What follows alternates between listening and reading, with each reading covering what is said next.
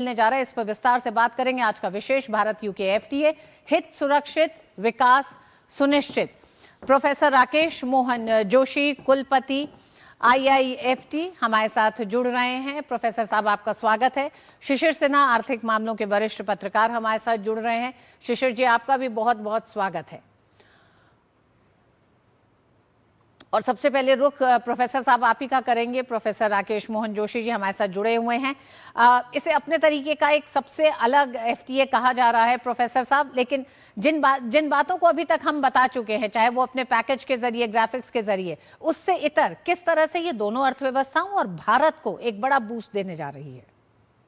देखिए, ये एक बहुत ही टाइमली ऐसा एक एफटीए इंडिया ने साइन किया है which happened in the time of turbulence. क्योंकि पिछले साल 20 जुलाई को जब हमने इस एग्रीमेंट को साइन किया तो पूरे अर्थव्यवस्था परेशानी से गुजर रही थी। भारत और यूके दोनों बड़ी अर्थव्यवस्थाएं हैं और इसके अंदर सबसे इंपॉर्टेंट चीज है कि भारत के 99% एक्सपोर्ट जो यूके में हो रहे हैं वो अब टैरिफ फ्री एंटर कर सकेंगे। और उसके अंदर बहुत सारे जो हमारे लेबर इंटेंसिव प्रोडक्ट हैं जो हमारे इंटरेस्ट के, जैसे टेक्सटाइल सेक्टर जिसके अंदर 12% तक इंपोर्ट ड्यूटी यूके में लगती है, लेदर एंड फुटवेयर में लगभग 16% ड्यूटी लगती है, मैराइन प्रोडक्ट में कहीं कहीं 21 साढ़े 31% लगती है, और इंजीनियरिंग प्रोडक्ट में जहां पे 18% ड्यूटी लगती है, वो सब ड्यूटी फ्री उसका हमको एक्सेस मिलेगा। उसके साथ ही हमने डेयरी, पल्सेस, एडिबल ऑयल जो हमारे सेंसिटिव सेक्टर है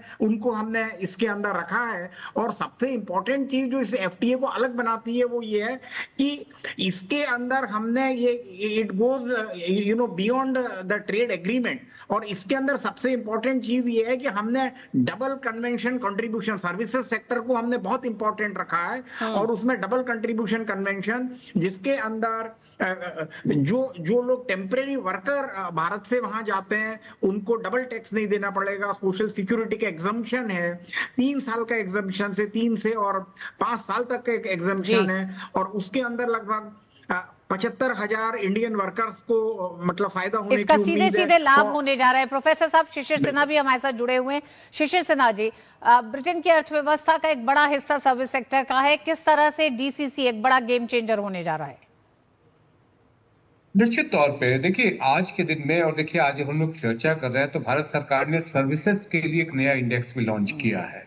और उस इंडेक्स में इस बात की भी चर्चा है कि हमारे देश में सर्विसेज का जो औपचारिक क्षेत्र है, सेवा का जो औपचारिक क्षेत्र है, उसमें किस तरीके की प्रगति हो रही है।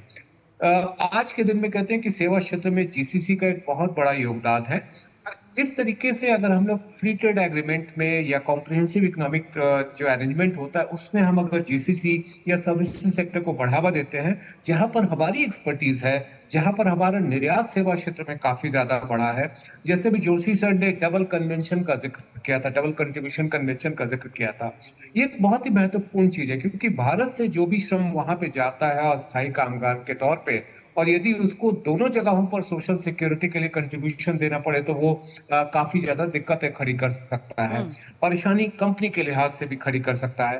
तो मुझे लगता है कि सेवा क्षेत्र के लिए, देखिए सामान की बात आपने अपने पैकेज में भी बताया, आपने अलग से भी बताया कि कौन कौन से सामान है जिनका निर्यात या आयात जो है उसके ऊपर असर पड़ेगा। लेकिन मुझे लगता है कि सेवा क्षेत्र में आज के दिन की जो जरूरत है किस तरीके से विस्तार कर सके, न केवल देश में बल्कि देश के बाहर भी, वहां पर इस तरीके के व्यापार समझौते की अहमियत जो है वो काफी बढ़ जाती है। जी, प्रोफेसर साहब हमारे साथ जुड़े हुए हैं। प्रोफेसर साहब, हमने देखा कि किस तरह से इस एफटीए से भी डेयरी प्रोडक्ट्स को, और खासकर भारत जिन क्षेत्रों को कंपटीशन के लिए नहीं खोलना चाहता है उन्हें सीमित रख सका है। लेकिन जो तमाम ऐसे क्षेत्र हैं, खासकर क्योंकि एक्सपोर्ट सेक्टर को एक बड़ा बूस्ट है, तो उन क्षेत्रों में कंपटीशन को देखते हुए भारत को किन चुनौतियों का सामना भी इन बड़े बाजारों में करना पड़ सकता है, और उसके लिए क्या कुछ किया जा चुका है अभी तक?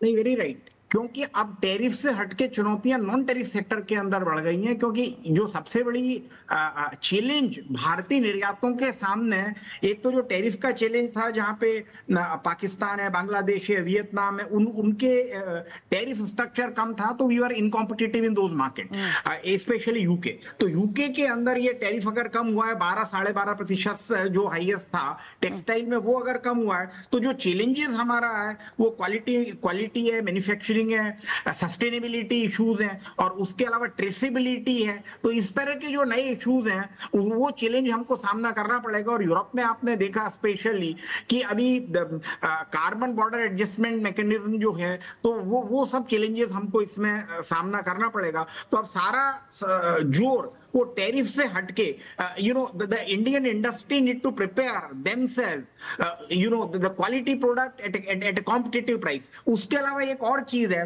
कि जैसे बांग्लादेश है या वियतनाम है, इन लोगों का यूके के बाजार के अंदर बड़ा डीप इंटीग्रेशन है सप्लाई चेन के अंदर, तो उसको तोड़ के भारतीय निर्यातकों को आगे बढ़ना होगा। तो टैरिफ की तो सरकार ने फैसिलिटी दी है, उसके साथ ही भारत सरकार ये प्रयास कर रही है कि ये एफटीए का लाभ कैसे निर्यातकों को पहुंच सके, स्पेशली एमएसएमई सेक्टर को या छोटे सेक्टर को। उसके लिए भारत सरकार बहुत सारे प्रोग्राम भी कर रही है, जिसके अंदर awareness programme and facilitation programme, export promotion councils के जरिए, स्टेट गवर्नमेंट्स के जरिए, जिससे उनको इनका बेनिफिट मिल सके। लेकिन तो चैलेंज के लिए सबसे इंपॉर्टेंट क्वालिटी, और दूसरा एक चैलेंज और भी है कि उनके बहुत सारे प्रोडक्ट हैं, जैसे विस्की है, एल्कोहलिक बेवरेजेस हैं, वो। और पहली बार हमने फुल बनी हुई कार जो है passenger car vehicle, specially from the petrol and diesel, उसके हमने उसमें 110% से ड्यूटी ओवर ए पीरियड हमने 10%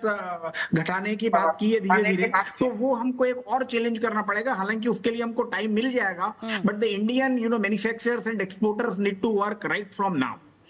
इसके अतिरिक्त जो सबसे इंपॉर्टेंट बात यह है कि देखिए इसके अंदर हमने डिजिटल ट्रेड की बात की है, ई कॉमर्स की बात की है, इंटेलेक्चुअल प्रॉपर्टी की बात की है, गवर्नमेंट प्रोक्योरमेंट एक्सेस की बात की है, इंक्लूसिव ट्रेड और सोशल गवर्नेंस की बात की है, और सर्विसेज और रेगुलेटरी अलाइनमेंट की बात की है। तो इस तरह से भारत ने आज तक जितने फ्री ट्रेड एग्रीमेंट साइन किए, उसमें सबसे कॉम्प्रिहेंसिव और होलिस्टिक एग्रीमेंट है। जी, शिशिर सिन्हा जी, जब हम एमएसएमई सेक्टर की बात कर रहे हैं तो टैरिफ्स को हटा दिया गया है, लेकिन नॉन टैरिफ बैरियर्स जो हैं वो एक कंसर्न है, मतलब एमएसएमईज के लिए, भारत के लिए। जब आप इतने बड़े बाजार में जाते हैं तो उसको किस तरह से सेफगार्ड किया जाएगा, या उसके लिए किस तरह से तैयारियां की जाएंगी? कि जो सबसे बड़ा मुद्दा गुणवत्ता का है। सामान जितना आपका गुणवत्ता का होगा वो आपके लिए उतना ही फायदेमंद होगा। और हमने देखा है कि हमारे कई कंसाइनमेंट अगर रिजेक्ट किए गए हैं या वहां से वापस किए गए हैं किसी भी देश से, तो उसकी एक बड़ी वजह रही कि उसके अंदर वो गुणवत्ता की बात थी।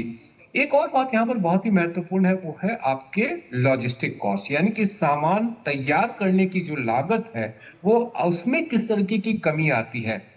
हमारे लिए एक अच्छी बात ये हुई है कि बीते कुछ समय से हमारा जो लॉजिस्टिक कॉस्ट था, यानी कि कच्चे माल को फैक्ट्री तक पहुंचाना और फैक्ट्री से बाजार तक पहुंचाना, उस लागत में जो डबल डिजिट में था 13%, 14% हुआ करता था, वो अब घट करके एकल अंक में यानी कि सिंगल डिजिट में आया है। वो हमारे लिए कॉम्पिटिटिवनेस बढ़ाता है। वहां पर बाकी देशों के मुकाबले में, जो आपने वियतनाम की बात कर रहे हैं, बांग्लादेश की बात कर रहे हैं, पाकिस्तान की बात कर रहे हैं, ऐसे तमाम देशों की बात कर रहे हैं, वहां पर एक महत्वपूर्ण जो हमें फायदा देता है वो यहाँ पर ये एक देखने को मिलता है। तो नॉन टैरिफ में आपके लिए सबसे महत्वपूर्ण है क्वालिटी, गुणवत्ता की बात है। और जो बाकी टैरिफ के मामले में भी है, वहां पर टैरिफ तो कम हो जाए लेकिन कॉस्ट कम ना हो, तो उसका फायदा आपको बहुत ज्यादा नहीं दिखता है। तो वो कैसे कम कर सके, काफी कमी आई है और कमी कर सके। पर आपको एक चीज याद रखना होगा कि प्रधानमंत्री हर मौके पे कहते हैं कि हमें जीरो डिफेक्ट वाले सामान को तैयार करना है। ये जीरो डिफेक्ट ही आपको इस बाजार में पैट बनाने में मदद कर सकता है, क्योंकि वहां पर जो जांचने और परखने का तरीका है, जो पड़ताल करने का तरीका है, काफी सख्त है। थोड़ी सी भी कमी आएगी तो आपका सामान वापस आ सकता है, यानी कि आपके लिए नुकसान ही नुकसान है। तो गुणवत्ता नॉन टैरिफ के मामले में, और टैरिफ के बाद जो दूसरा जो महत्वपूर्ण बात है कि आप लागत को कैसे कम करते हैं। शिशिर साहब, ये भी जरूरी हो जाता है जानना, जब 39% का तकरीबन माना जा रहा है कि 2040 तक दोनों देशों के बीच के व्यापार में या विकास में फर्क पड़ेगा, तो ये किन क्षेत्रों में मुख्य रूप से इसका असर दिखेगा? क्योंकि बात ये हो रही है कि असर दिखने के लिए 4 से 5 साल अभी लगेंगे, तो किन क्षेत्रों में मुख्य रूप से ये असर दिखाई देगा?